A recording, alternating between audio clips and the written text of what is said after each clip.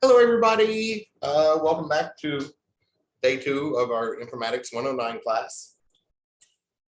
Cover a little bit of everything here. Hopefully, this class is going to be a lot of fun. I was very busy over the summer getting it revamped into an active doing things. The statewide course shell, what some of your friends might tell you about from this class in the Ivy Online, and then a lot of people just use the Ivy Online. That way we're consistent across all the Ivy Techs. It's got 53 essay assignments. This is not an interesting way to learn a subject, right? We can learn about computers by sitting down and doing stuff on computers. We don't need to write essays about them. So hopefully we'll have a lot of fun this semester. Informatics is widespread. We started talking about that the other day. The general idea of it is we take the theoretical science stuff, software development, software engineering things, and the physical components, the hardware, the electrical engineering things, and try to tie those together so that it's applicable and useful for people. And that's the main thing we're looking for, is that ancient need that units have had for modern technology to flow from data into information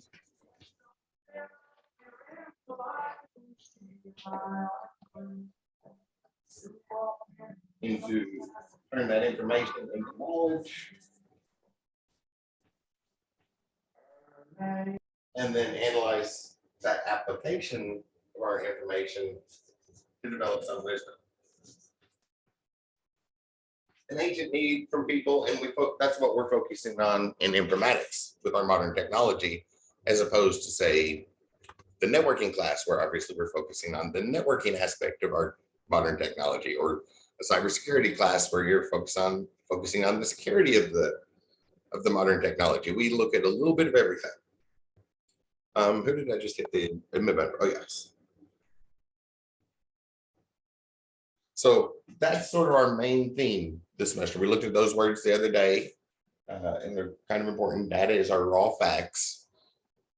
It's from the Latin word, what is given, which essentially can also be translated into the word facts for less formal sounding sentences.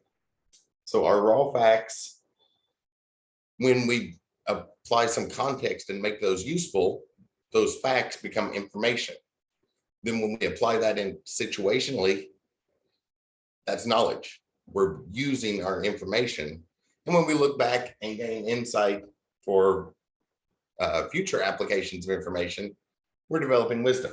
So we're looking at that flow with our modern technology. So we look at a little bit of everything. Hopefully we're going to have a lot of fun in this class, and we cover a little bit of everything. Some people are looking for that, and when you start registering for classes, you might not have known which label of the programs went with that. Oh, I already have Kaya's name on the list. So that's one thing I wanted to point out now, and I'll probably point it out again at the end of the semester, is there is an informatics program, the associate's degree, and in particular, the informatics and associates in informatics is what's known as a TSAP, which the letters seem a little off. Let me pull up the list and kind of talk about that very briefly. Oh, and show you all this. So just recently, they updated the Ivy Tech catalog. We've been working on it for a couple of years. Well, I haven't been working on it. People at the school have been working on it, and for the last couple of years, we've been working off all of our program and course information in Google Docs. So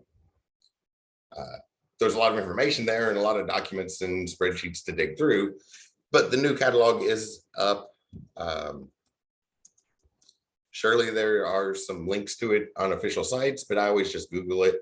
If you just Google Ivy Tech catalog, this option here, the ACMS, that has all of the program and the course information in it. I just remember to Google it and then look for the one with the letters. I never even remember what those letters are until I see it on the screen in front of me. It's like there's 4 letters. It'll be near the top of the search results. So you can look up any of the course descriptions and programs and It's organized properly in a website, so everything's set up with links. You can get back and forth between things. But if anyone's interested in that broad spectrum stuff for informatics, yeah, I'll go to the AS. So the associate's degree, you'll notice isn't just AS, it has these other letters here. It's a TSAP degree, which these letters don't seem to match this acronym. So there's something else there, but spelled out in the meaningful way of it instead of the formal words, because I don't even write that in the official place, is it's transfer as a junior. So it's an associate degree where instead of if you transfer to a 4-year school, they'll pick and choose which credits you get and then compare that to their curriculum. Our associates of science in informatics, you will transfer in as a junior in the informatics program of a 4-year school. So as you look through the list, the general education might be a little bit longer than some of the other ones. Like if you look at the cybersecurity list, you'll see a lot more cybersecurity classes there, but there's a lot more general education, and that's so that when you transfer as a junior to a 4-year school, IU, Purdue, so obviously IU, PUI, U of L, lots of other schools in our area or all across the state. There are some people from elsewhere in the state here. Lots of schools have that 4-year informatics degree, and your general education will be you'll have your general education knocked out. So then you'll just have the 300 and 400 level computing classes left. So a whole bunch of general education stuff, but then down here, the program specific core, some CPIN, that's computing informatics, system analysis and design. That's a really fun class. I enjoyed it when I took it some years back, where you just spend the whole semester working on a project. I also really enjoy that when I teach the SDev version every spring. That it's just spend the entire semester working on, you split up in groups, work on one great big project and design the whole thing. It's like when I took it, I guess about 10 years ago now at Ivy Tech, the group I was in, we designed a bookstore system. So we set up our point of sale system, the POS system, the RFID tags, like went shopping and chose the stuff and put together a presentation. And then the final submission was like a business proposal of here's the shopping list for what your business needs for its new IT system, and build the whole thing. So that's a really, really fun class. So to find the catalog, I just Googled Ivy Tech catalog. So Ivy Tech catalog, and right near the top, you'll see a link that has an abbreviation, ACMS. It's that's the link you want to get to. I'm sure there's stuff on my Ivy and ivytech.edu and some official ways to get there, but I just learned the Google way to get there. It seemed really easy. Then you'll see there's some cybersecurity, some database administration, our class here, IT support, the classes for the A+ certification, and getting ready for the Security Plus certification, and some networking classes, some software development classes, and a little bit of everything. And if anybody's interested in that widespread, a little bit of everything, the informatics associate is transfer as a junior. So it's kind of set up for those continuing on to a 4-year degree. If you're planning on doing that, you're guaranteed to go in as a junior there. So all you have left is the 300 and 400 level computing specific classes. So you won't have to. So that option is available. I wanted to point it out because just to make sure you know it's there. Because when we're first starting in college, if it's your first semester, you might have looked at the list and not really known which one to sign up for. So I want to make sure people know that's there. And then of course, I set this up to follow that pattern where we're going to look at a little bit of everything. we'll spend a week on hardware, a week on cybersecurity, a week on databases, a week on software development. So we're going to jump around and look at a lot of different things. So hopefully it's going to be a fun course. And a few things to finish out the first week is the lead-in stuff, and then we'll get into those more specific things. It's also a great course for if you're just curious about stuff. Feel free to send questions my way, and it's good. This is a good class to like kind of go down rabbit holes during lecture time and satisfy curiosities you might have had as far as like, how do these machines work? I've heard some of the basic terms and stuff, and it still seems confusing. But when you break it down, the machines can only do simple things. So what we're studying here is actually an easy thing. There's just lots and lots and lots of it. I always use the words complex and complicated. Complicated means hard, and machines can't do complicated things. So if we're studying anything IT, we have to be studying simple things because machines can only do simple things. So if it seems complicated, it might just be the wrong perspective. You might just need to sort of change the way you look at it and figure out where that simple aspects are falling in that the machine can actually perform. Which the lecture for today might be is kind of a good one for approaching things. One note, the GRE lab should be okay for everybody now. The IT up at Indianapolis, the central office, I sent them the roster, and a couple hours later, they sent me an email back, said there were 7 names that have now been added to the Sellersburg Beyond Trust. So everybody should be able to get into the Sellersburg GRE labs. If you can't, let me know and I'll get that fixed. But I have seen several get submitted, including some people who are having trouble. So it should be good now. It seemed like 7 people the other day when I did a rough count, and they said they added 7 names to the list. So everybody should have access to the Sellersburg GRE labs. So the first week is just, okay. See another mine worked in the chat room. So, okay, nice. Thank you. And the first week is kind of setting up your account in there, and all of the labs I did test on there. I took a lot of the screenshots from the remote access. So if you don't want to set it up on your own computer, or you're not able to set it up on your own computer, every single lab in this class can be handled through the remote access to the GRE labs.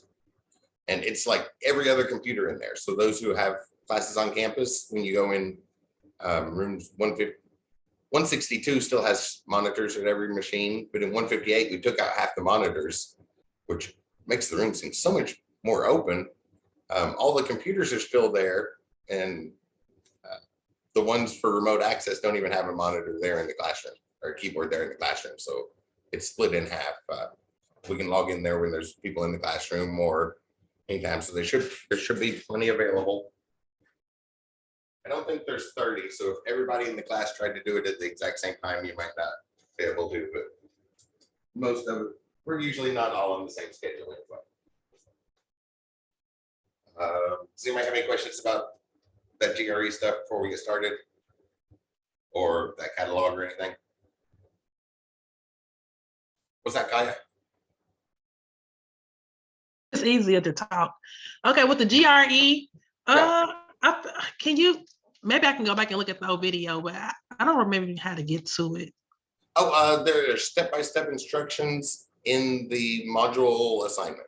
Okay, all right. So there's 2 links. There's the official one for Beyond Trust, but I also wrote some step-by-step instructions and took a bunch of more screenshots than the official one has. Okay, thank you. I think it says a link that says instructions for the lab. Any other questions?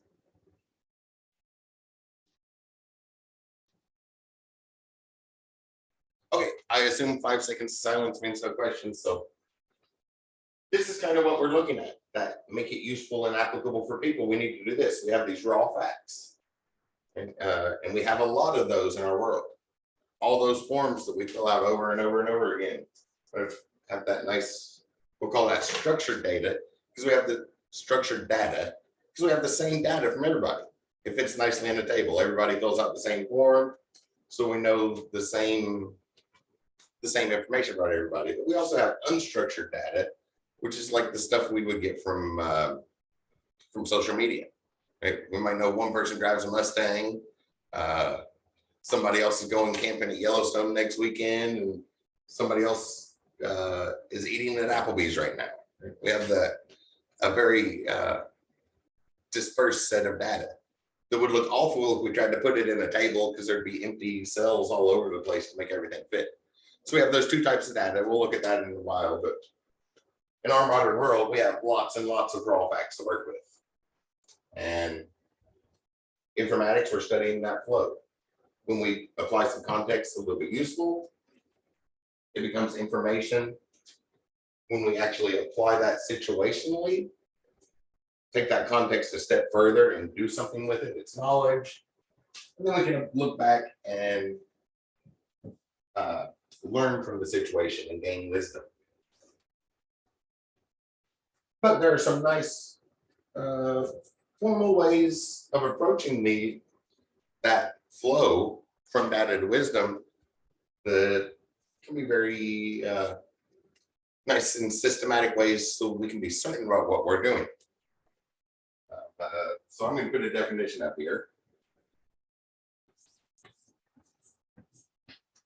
But if you go over to Google and put in, what is the definition of informatics? This is the word you're going to get.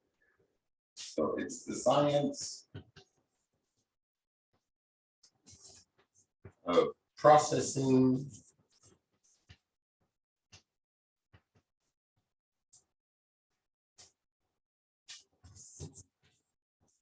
data, storage,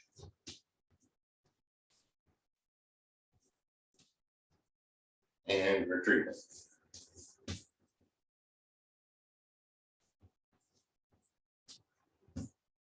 So that's the formal definition of what we're studying here. The science of processing data for storage and retrieval. If you stare at that for a second, hopefully you see pretty much everything we do in computers, right? We store stuff, then we pull it out of storage, do some work with it, modify a little, stick it back in storage, retrieve it later, right? Kind of like editing an essay.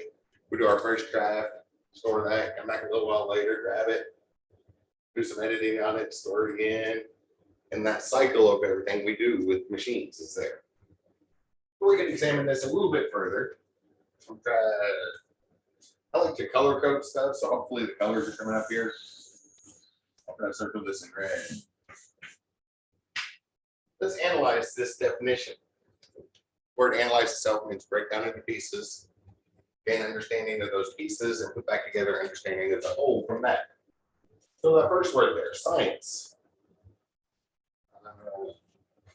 Basically, that means what we're looking for is we want to apply the scientific method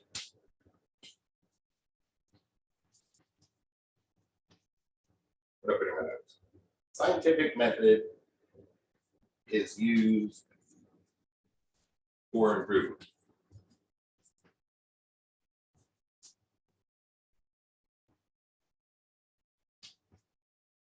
So we're not just going to randomly do stuff, right? We're not going to run, if we're working in an IT department, we're not going to run over to the store and pick something because we like the color of packaging it's in. We want to be more rigid and certain in our decisions. The scientific method is a good way, a good organized, systematic method by which we can be certain about the claims we make. Which is the main thing we're going to look at today. The other one I'll go ahead and mark here. The other key word for analyzing this would be processing.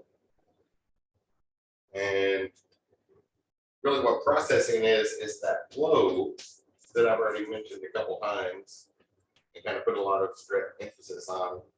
That's what we're studying, the flow from data into information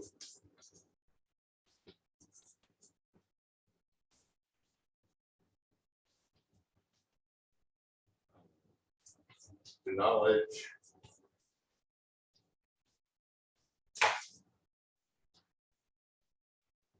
and wisdom.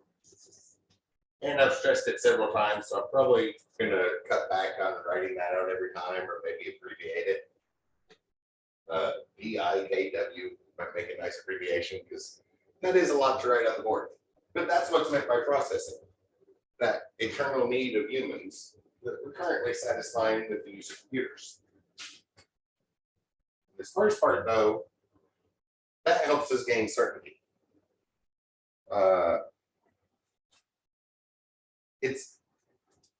It's an approach, a manner of how we go about answering questions is what's meant by the scientific method. So that's the main thing I had on my notes for today. Or that's the main thing on page 1 and 2 of the notes for today. So most of our lecture time today. So that's the definition. We've already talked about that part, and that should be the part you're kind of probably familiar with from just generally using computers, right?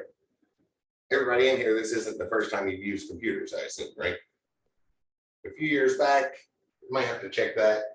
10, 15 years ago, there would be people who hadn't used computers before and needed all the detailed instructions. But I think in our modern world, most people have done a thing or two in computers. So what we're really doing here is filling in the gaps. You know, disparate pieces around the systems. So we need to fill in those gaps so you know the entire system itself. Let me start with how we approach things. How do we answer questions? How do we fill in gaps? How do we look for improvements in how we store, retrieve, and process our data? It's okay if I raise the board? We'll talk about the scientific method. A very brief intro version of it. Okay, I think I heard a yes there.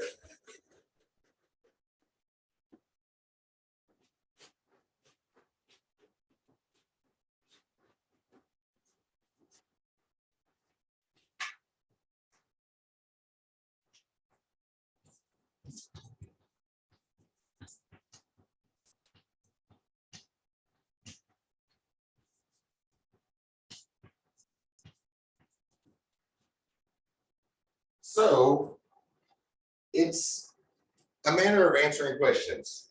And I put a note here, you will often see the scientific method written out with different versions of it. Different versions of the same thing, which are really details. The 5, 7, and 9-step versions are very common, but there are a lot of details in there. Since this is an intro level course, I decided to go with the 3-step version. And then obviously to get from the 3-step to the 5-step version is just a few more details in there. Some of the things I'm going to put as arrows in the picture. So the first thing is an observation.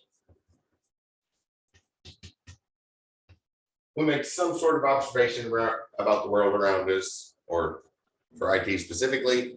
And if we're working for a company and our database just isn't responding to queries quick enough, it takes forever. The database is growing too big. Maybe we need a bigger database, or faster computers, or better network cables, some sort of observation that leads to a question.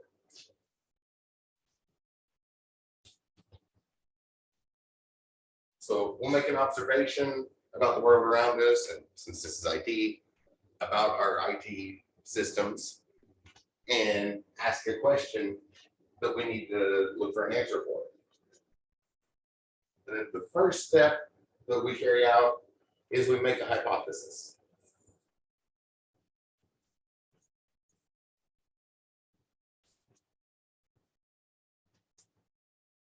And a hypothesis is it is a testable answer to the question. So in your philosophy class, for example, there's going to be a lot of interesting questions that we can't do anything about them but think about them and discuss them, and we're never going to reach an answer on those really interesting questions, right? Those would never be a hypothesis because we cannot answer it. A hypothesis is a testable answer to the question. We can, so if we ask a yes, no question, like that example I just used, if our database is running too slow and we ask, well, will better network cables, if we upgrade from Ethernet to fiber optic, will that make it faster?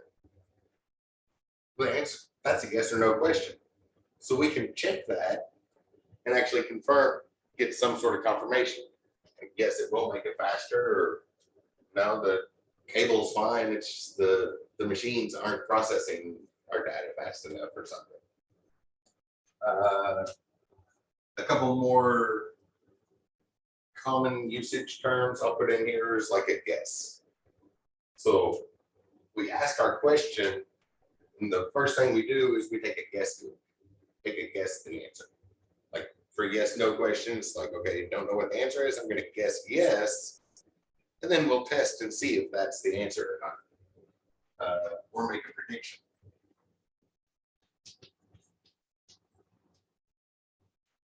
Make a guess, make a prediction that is testable. That's the key point of a hypothesis versus other types of answers. And once we have our guess in place, we're going to perform an experiment to see if that guess is correct or not.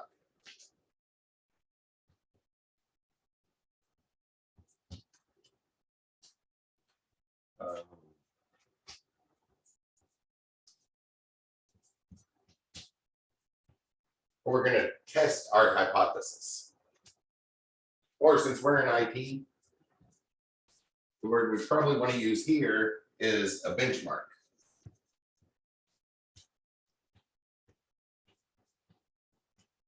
Heading into IT instead of some of the other sciences, we have that, you know, we might have a nice ideal system in our mind that we'd like to achieve, but there'd be cost concerns in the way, or maybe some of the stuff we want's not even theoretically possible yet, and we can't achieve that high end that we really want. So we set some benchmarks that we want to make. Does it hit this good enough level for improvement, right? If we're gonna a company with 1,000 people and everybody's using laptops that are 3 years old, probably still working but getting a little slow, and so we'll set up a bench.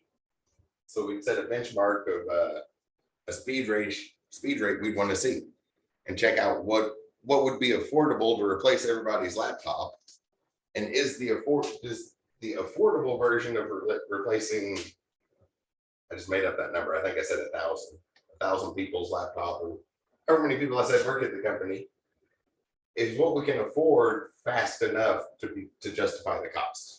Does it make that benchmark?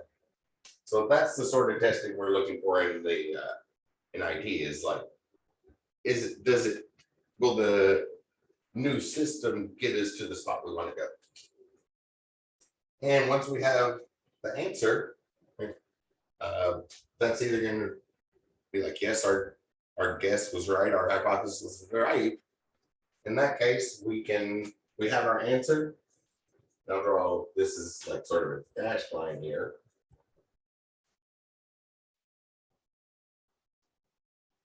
Our big answer leads back to another observation. Then we're ready to ask questions again. Like, okay, we just made an improvement to the system, but what else can we improve? If we upgrade everybody's laptop in the company, is it time to upgrade our networking system as well? Our cables and servers and all of that.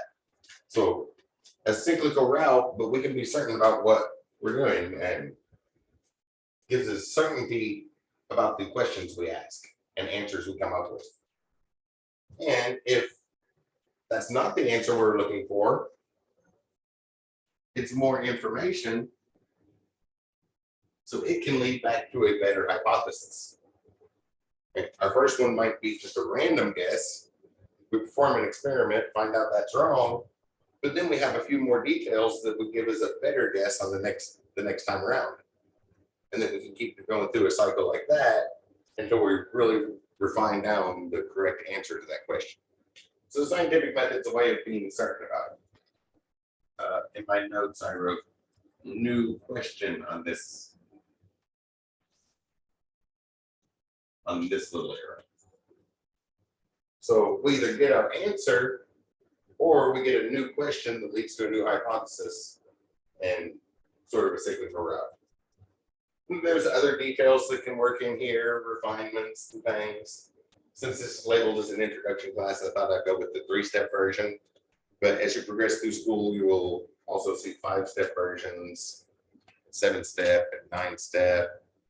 I saw an 11-step version of the scientific method in one place. That's a long list, highly detailed, probably very specific. 5 and 7 are probably the most common. But I want to start with the simplest version. We make an observation or ask a question, try to answer that question, and then prove or disprove our answer. And really, that last statement I made is quite correct. Because proving something is very, very difficult, right? For example, this t-shirt that I'm wearing. It's kind of hard to say what color this t-shirt is. But I can definitely say this is not a red shirt. Right? Definitely not a red shirt. So these experiments, those things we can be more certain about, is we can be certain about what it's not. We can always be absolutely certain if something is not the answer to the question. So really, when we form our hypothesis and then test it, we always want to disprove the hypothesis. That's our goal. We ask our question, make a guess at what we think the answer is going to be, and then do everything we can to disprove that guess. And we never consider it absolute proof, certainty, undisputable. When we've done everything we can think of to disprove that hypothesis and nothing disproves it, then we call it acceptable. Like, okay, that's acceptable. And until further evidence shows up, we'll just go with that. Further evidence something might show up later and disprove it, but for the time being, we haven't been able to disprove or rule out the thing we're looking at. So that's the quick version of the scientific method. It gives us a way to be certain about the things we're saying, the claims we're making, and stuff like that.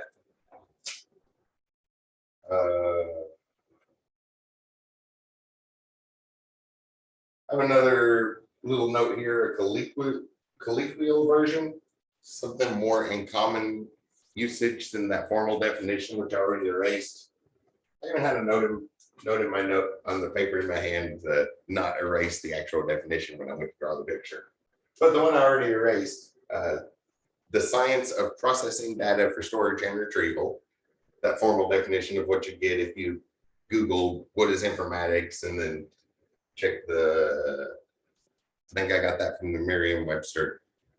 Might have got it from the Oxford Dictionary. I grabbed that straight out of one of the main dictionaries. A colloquial version of that, more common usage, would be to apply the scientific method, this mannerism of being certain about things, to optimize the steps in that flow of data to knowledge, to wisdom, information in there as well. But that flow I keep pointing at. So that's sort of the general idea. We're going to apply the scientific method in a information technology situation to optimize that flow of data, information, to knowledge, to wisdom, and get the best we can for the cost. Remember, there's always for the cost. There's some stuff on page 2 that we'll talk about in my notes. We'll talk about here in a second, but we always have to keep that in mind, right? Everybody in here is in college. Y'all understand about those costs, the budgetary concerns. That's usually a big deal while in college. Keep in mind though, one thing, after you finish college, right, while we're working on our education, we need that free software because we can afford it. We need the stuff that's either free to begin with, or at least free for students. That way it fits nicely in the budget. But when you're out there making really good IT money, I think everybody's here because you know IT people make really good money, right? Well, come every April 15th, the IRS is going to want a huge chunk of that. A lot of IT people are up in that pushing 30% income tax rate. So the stuff that seems so expensive now as a student, remember that's going to be a business expense when you're out there making really good IT money. So it'll be a write-off on your taxes. So the expensive stuff is also really good for that, right? You get the high quality things, but then it's also a nice write-off when you need the itemized deductions come tax season for before the because of how much the IRS is going to want from your IT paycheck. So I have an example of all that in action. Look at our erase the board. Yeah. Yep.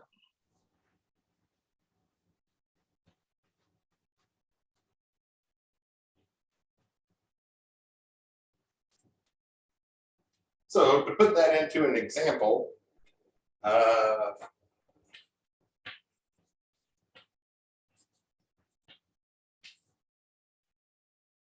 so maybe we're working for some company, not a big one, maybe 100 people or so. So still reasonably small enough that we would know everybody that works in the company, but still a lot of people all doing their own thing. And maybe everybody's just been working in spreadsheets, right?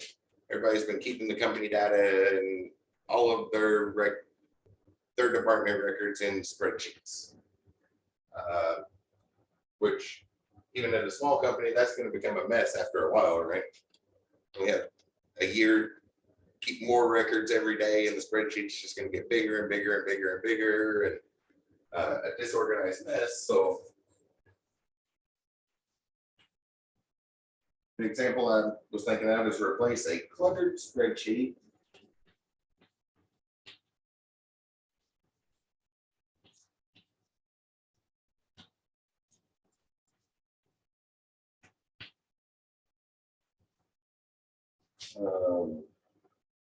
shared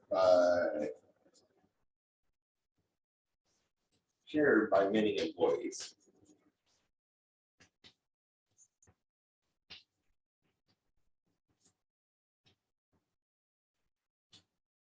With other phrases, software customized to fit our needs.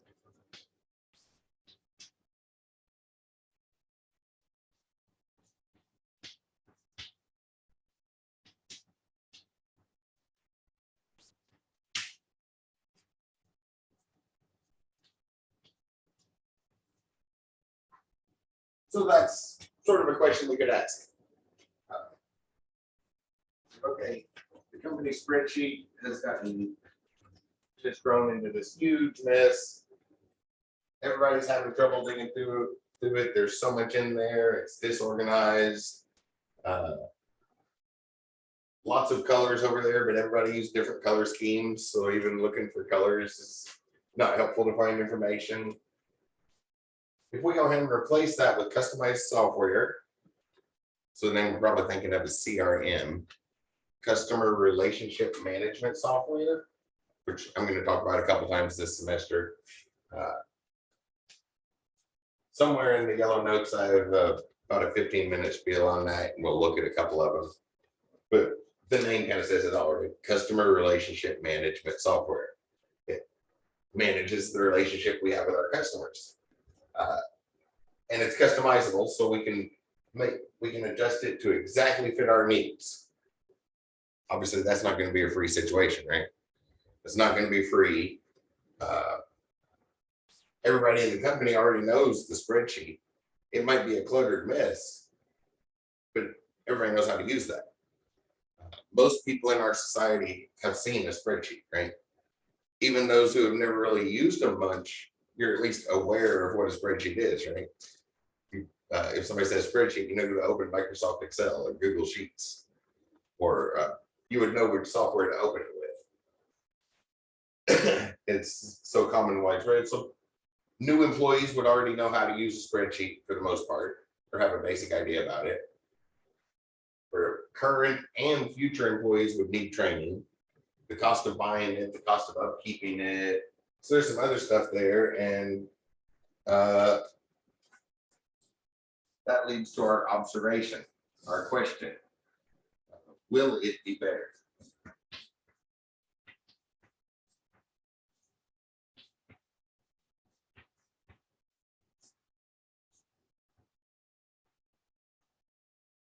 So we have a question, an observation. It's like, okay, we can do this, but should we?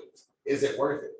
Is it worth the cost and then the time to retrain all of our employees and get it going?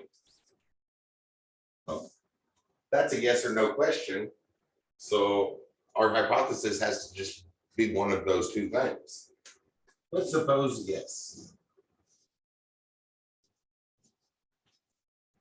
Suppose yes. It will be worth it. We could just as likely suppose no, but it's easier to disprove yes than it is to disprove no. Does that make sense to everybody? Remember, we're always trying to disprove our hypothesis. And it's a lot easier to disprove a yes than a no. Because we end up with a double negative. We end up with double negatives, and the negative things keep nesting, and we have to make it a lot harder. As soon as we see something that indicates it's not definitively yes, we know that we've disproved our hypothesis. But we need to experiment. And the standard for experimentation is to split up into groups: an experiment group and a control group. There's lots of different ones. I think in our society that's common enough. People have probably heard about it. The control group, usually in a lot of situations, such as medicine, it's going to be a blind control group, a blind study. We don't want the control group to know their control group, because one thing we do know for certain about medicine is that the placebo effect is real. Sometimes the sugar pills really do heal people because they believe they're going to heal it, and then really what it comes down to is our bodies are capable of healing themselves. So there's a bonus there. So we don't want people to, when in like medical trials, we don't want the people to know whether they're really getting the medicine or the sugar pill, because we know that the placebo effect is real. But that's a different side. For experimenting, we're going to try different software. People are definitely going to know what software they're using, right? We're not going to trick somebody, make them think they're using a spreadsheet when they're actually using a Word document. So it's not going to be a blind study, but we'll still have our control group, which our control group is going to use our old spreadsheet. I don't think I drew a big enough box to write that.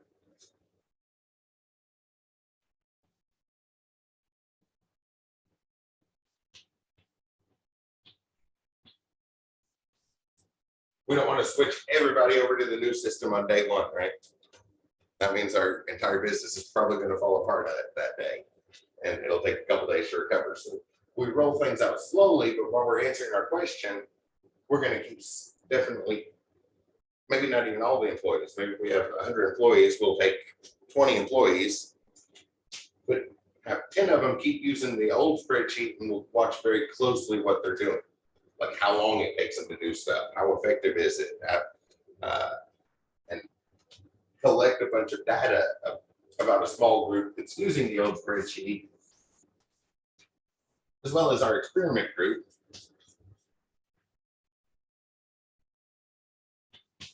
which the new system.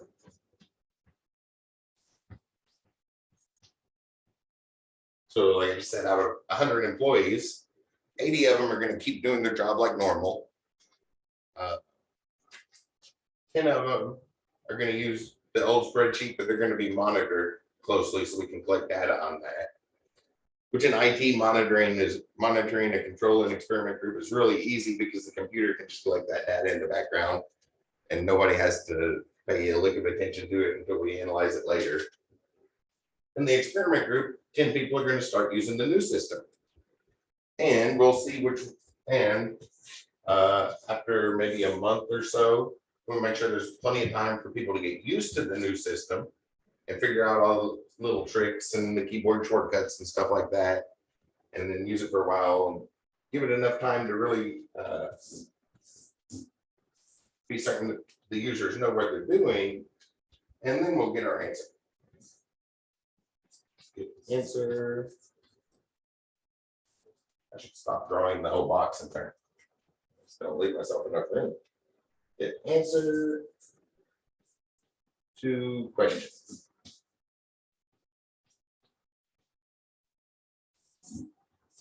So that's sort of the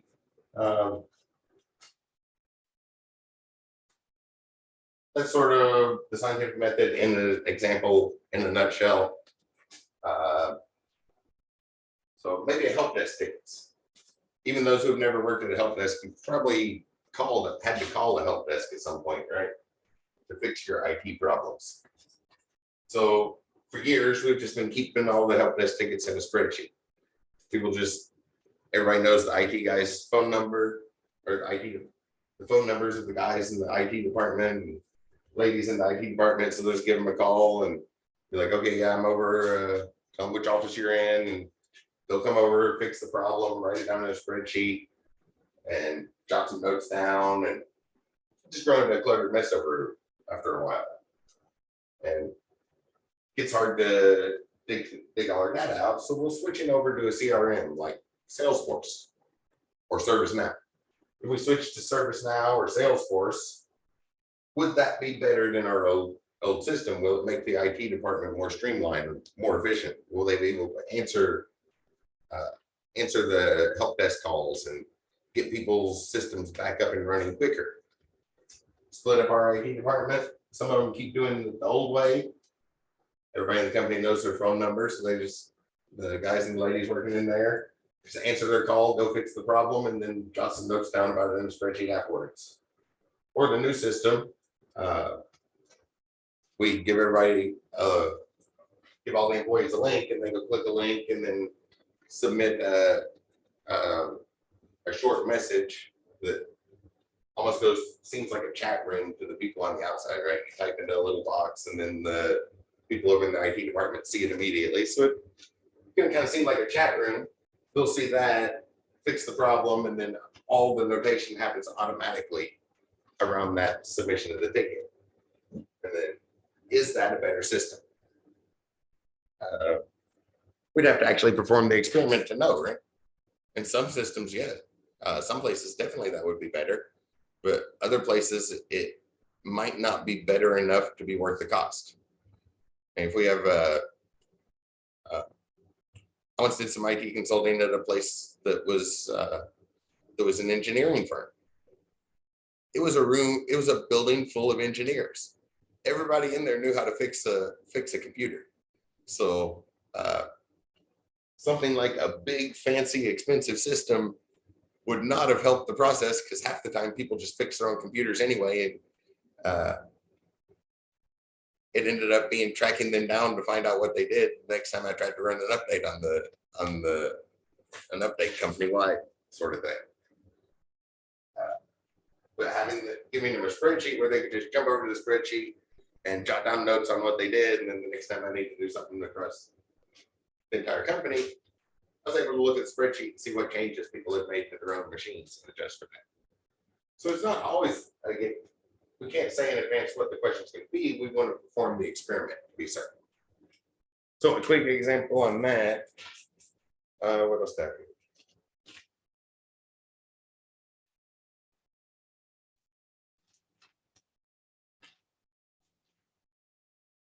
And then some business notes. So we'll talk about that after the break. Probably a good time to take a break, right? We've been at this for about 45, 50 minutes. Does anybody have any questions about the scientific method? You will see that over and over again in classes. Nope. Okay. Did you have a question, Corey? The little box lit up around your. No, I don't have a question. What's that?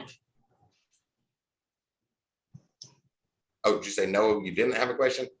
No. So does 10 minutes sound good, everybody? Sounds good. All right, so we'll get back to this. My clock says 1:51. We'll get back to it at 2:01. I'm stop the recording and go grab me some coffee. All right.